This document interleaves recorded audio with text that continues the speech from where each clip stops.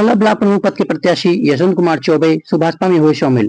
Block प्रमुख पद के प्रत्याशी यशवंत चौबे उर्फ रोहित ने बीते दिनों में सुभाषपा के राष्ट्रीय अध्यक्ष व कैबिनेट मंत्री ओम प्रकाश राजभर की अगुवाई में सुभाषपा को ज्वाइन किया और उसके बाद उसके साथ में रहकर काम करने की बात भी कही। ब्लॉक प्रमुख के प्रत्याशी यशवंत कुमार चौबे के साथ साथ करीब 4 दर्जन लोगों ने भी सुभाषपा की सदस्यता ग्रहण की। सदस्यता ग्रहण करने के अगले दिन ही वह अपने पूरे ग्राम सभा के लोगों से मिलने उनके घर घर पहुंचे और उसके बाद ग्राम पंचायत पर चौपाल लगाकर लोगों की समस्याओं को भी सुनी।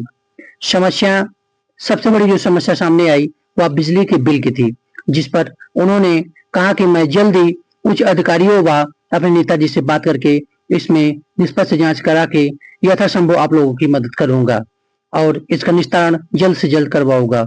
और अन्य लोगों की भी अलग अलग समस्याएं थी जिनको बारी बारी से यशवंत कुमार चौबे ने सुना और उस पर अधिकारियों से बात करके उसे निस्तारण करवाने की भी बात कही। सबसे बड़ी जो समस्याएं रही वो बिजली के बिल, रोड, पेंशन और आवास को लेकर थी। उन्होंने लोगों को आश्वासन दिया कि जल्द अधिकारियों और नेताओं से बात करके मैं इसका निजात दिलाऊंगा। और आप लोगों को बता देना चाहता हूं कि जो भी विरोधी मेरे बारे में कह रहे हैं कि ये गांव में नहीं रहते हैं तो गांव के लोगों को क्या जानेंगे, तो आप ही लोगों के माध्यम से मैं उन विरोधियों को बता देना चाहता हूं कि कौन नाता खेतों से तोड़ना चाहता है, कौन मुंह अपनों से मोड़ना चाहता है।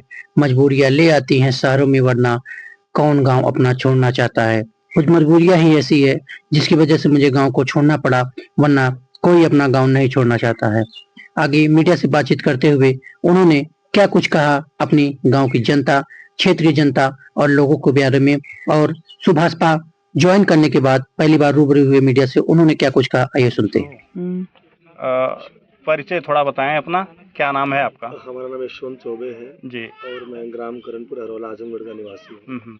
अभी आपने सुभाषपा को ज्वाइन किया है। जी। ओम प्रकाश माननीय कैबिनेट मंत्री ने आपको ज्वाइन करवाया है। जी जी जी। और किस तरह से आप फिर राजनीति में अपना कदम रखना चाहते हैं और क्या बड़ा करने वाले हैं? देखिए, बड़ा करने की बात तो अभी से मैं नहीं कह सकता हूँ, लेकिन जो हमारे नेताजी जिन्होंने कल हमको ज्वाइन कराया पार्टी, इतनी बरसात हो रही थी और नेताजी हमारे घर पे आए और उन्होंने हमको पार्टी ज्वाइन कराई। उन्होंने हम पे भरोसा जताया कि मैं अगर पार्टी ज्वाइन करूंगा तो यूथ के लिए, अपने क्षेत्र के लिए, जिले के लिए, क्योंकि हमारे नेताजी बहुत, आपने देखा होगा, वो काफी विकास करते हैं, उनका कार्यकाल ठीक है। कैबिनेट मंत्री होते हुए वो आदमी अगर गांव में बरसात में खेत में घर घर चल के आ रहा है तो निश्चित तौर से विकास चाहते हैं वो। और हमने, हमारा भी सोच है विकास करना, लोगों की मदद करना, लोगों की हेल्प करना। तो हमारा नेता इस तरीके का है कि मैं उनके अगर पक्ष चिन्हों पर चलूंगा तो निश्चित तौर से मैं लोगों की मदद कर सकता हूँ आसानी से। जैसे आगे फिर तमाम चुनाव हैं, पंचायत के चुनाव, ब्लॉक प्रमुखी के चुनाव, तो इसमें भी आप सहभागिता करेंगे? देखिए, ब्लॉक प्रमुखी के लिए तो मैं दावेदारी कर रहा हूँ। अभी फिलहाल सीट क्लियर तो नहीं हुई है, लेकिन मेरी कोशिश है कि मैं इस बार ब्लॉक के लिए हमारी दावेदारी रहेगी। अच्छा जी।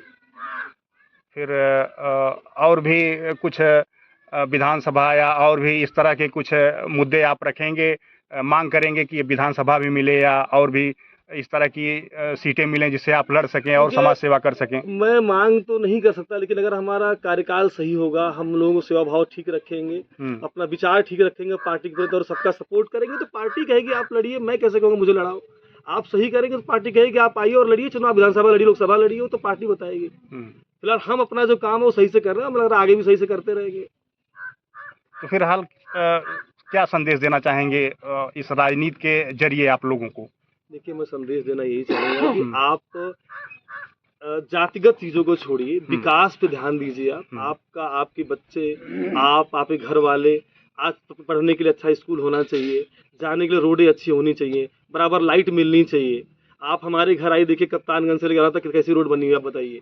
यहाँ के जो विधायक है मौजूदा, कोई भी रिस्पांस यहाँ पे नहीं। ये बात मैं खुल के आपसे कहना चाह रहा हूँ, कोई रिस्पांस नहीं है। हमें लगता नहीं रिस्पांस आगे आएगा। जीत करके आप घर से बाहर नहीं निकलेंगे, फिर जीतने आप आएंगे, मैं इसे विरोध करूंगा। आज कह रहा हूँ, आगे भी करता रहूंगा। मैं सबसे मैं कहना भी चाहूंगा, विरोध आप भी करिए। ऐसे लोग वोट मत दीजिए जो आपको आए खिला पिला वोट देके घर जाके बैठ जाए और शिकायत करने का डरे कि हम किसके माध्यम से शिकायत करने के लिए। आप ऐसा नेता चुनिए कि उसे घर जाइए, कहिए शिकायत है आपसे, आप दूर करिए इसको। ये मैं करना चाहता हूँ बस। आप जातिगत छोड़ने की बात कर रहे हैं जी, और लगातार विपक्ष से कहीं ना कहीं जातीय जनगणना और पक्ष में बैठी हुई सरकार के द्वारा भी जातीय जनगणना की बात कही जा रही है, तो इस पे क्या कहेंगे आप? पार्टी के जो राष्ट्रीय अध्यक्ष हैं उन्होंने ये मुद्दा उठाया हुआ था। देखिए, जाति जनगणना और जातिगत वोट में फर्क है। जी। ठीक है, जाति जनगणना और जातिगत वोट में फर्क है। हमने ये कहा कि आप वोट देते, जैसे विधायक आपका लड़ने आया क्षेत्र में, आपने वोट दिया, आपने क्या, आप विकास करेगा हमारा, कब तक जात देख के वोट करते रहेंगे आप, तो विकास नहीं मिलेगा फिर आपको। अब नेताजी हमारे आए, हम ज्वाइन किए, आज हम भाजपा में है कि नहीं है, वो राजभर में ब्राह्मण हूँ, क्योंकि हमारी सोच है विकास करने की, हमें काम करना क्षेत्र में, हमें ग्राउंड में जाके हमें काम करना है, लोगों को दिल तक पहुंचना, लोगों को समस्याएं समझनी है हमको, हम इस तरह पॉलिटिक्स करना चाहते हैं।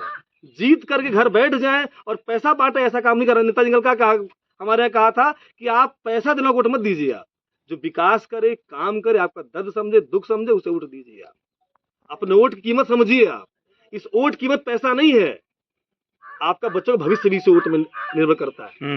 तो आपको इसका ध्यान रखना चाहिए आगे, मेरे हिसाब से। ठीक।